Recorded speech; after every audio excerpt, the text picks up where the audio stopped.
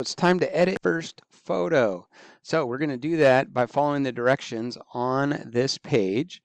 Make sure that you read the directions, all right? And not only read the directions, watch the videos.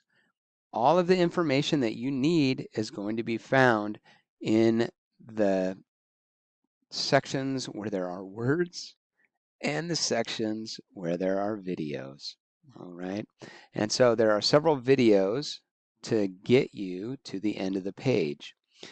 In order to download the files that you need to click Get Files. That's close to the top of the page. So this is just a sample file to practice with that they're going to walk you through these tutorials to make sure that you do it right.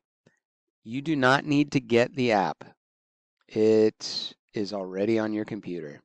So when you click on Get Files, what's going to happen is a zipped file is going to end up in this bar at the bottom of your Chrome.